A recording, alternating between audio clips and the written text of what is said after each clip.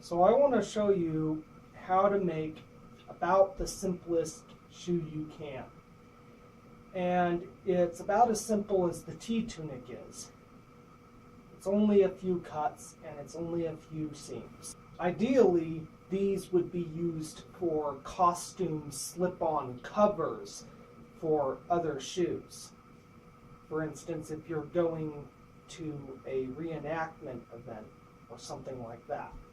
Now you may have noticed I'm wearing one sock, one shoe, and baggy pants. I have this clothing on to illustrate a few things. Firstly, if you are going to be wearing just a sock underneath it, use the sock that you will be wearing.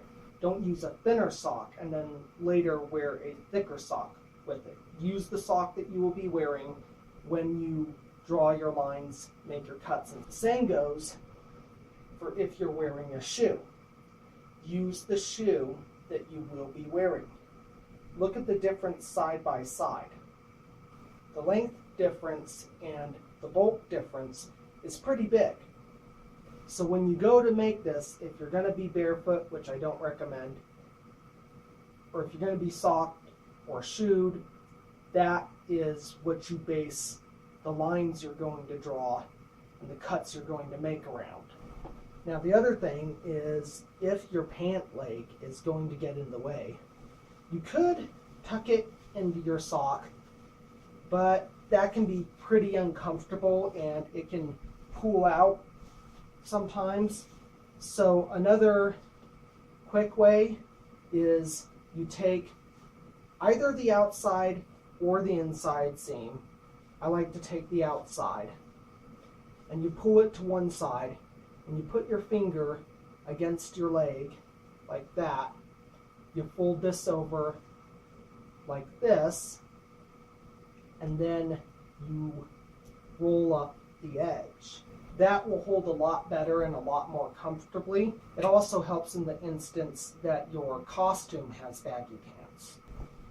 And when standing, this can drape down over what you did to secure it, and you can even use a safety pin if you have any concern about it staying put. But if you do it snugly, it's not going anywhere the whole day. Maybe one minor correction to it on a bathroom break. So I'm going to be using my socked foot to show you what's needed here. Firstly, you do need a way to sew. You can hand stitch these. That's going to take longer, of course. Preferably, you have a sewing machine. You're going to need something to mark. You're going to need something to cut. Now let's talk about the fabric. You're going to want some kind of padding. Even if this is just a slip cover, you don't want the sole of a shoe to tear up the work. And so you need some sort of buffer. Ideally, you want a thick, soft piece of fabric, like this wool here. A velvet might work. And you want it to be twice the length of your foot, and about twice your foot's width per foot. Because what you'll be doing is you'll be folding it over once one way, folding it over again the other way. And this is what you'll be tracing on for your pad. You want to get the outside of your foot right up against the outer fold.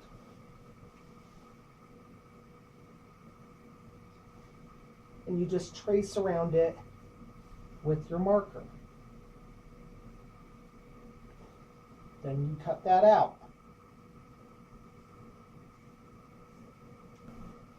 Now you can use some stitching on this to hold it together better.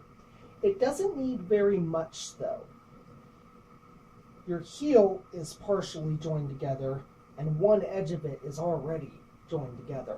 Take a look at how thick that is, by the way.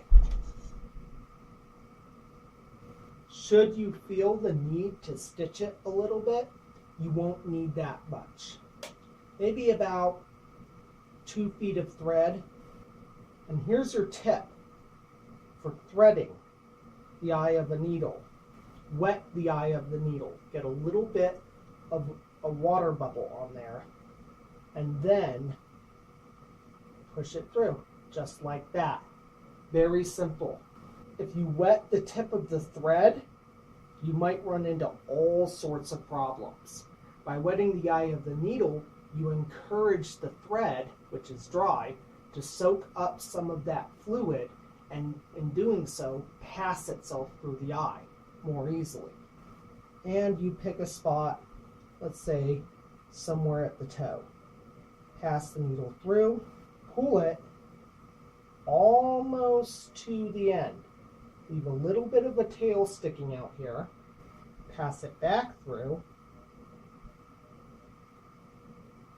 Pull it up.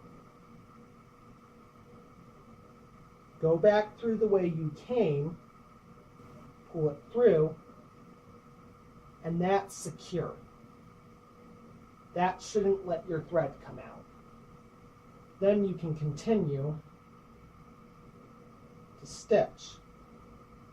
Now I'm going to pass this needle underneath my first run of thread and bring it like this.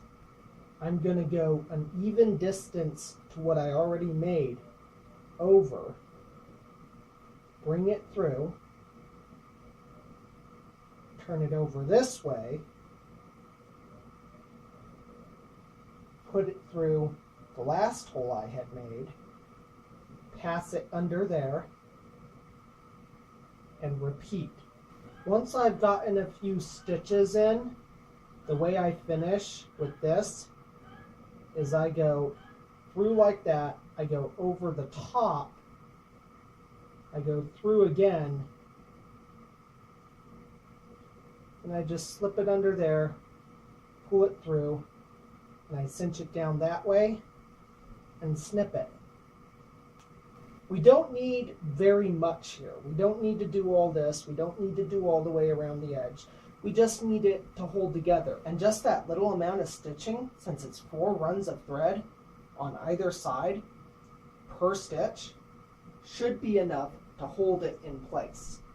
Now your other piece of fabric is going to be a square that is twice the length of your foot, both directions. Now, this is if you're making 2 shoes, which I assume you are. I'm making 1 for demonstration purposes. This right here, with the big toe flexed up, is about the distance you want off of the tip for where you're going to place your foot. Your alignment is going to be about between your middle toe and your 3rd toe down from your big toe. While an aid helps with this, it's not entirely necessary. You can make a roughly straight line that comes just behind your heel and goes out to the edge. Once you got your line, go ahead and cut it out. You can set this piece of fabric aside for the other shoe.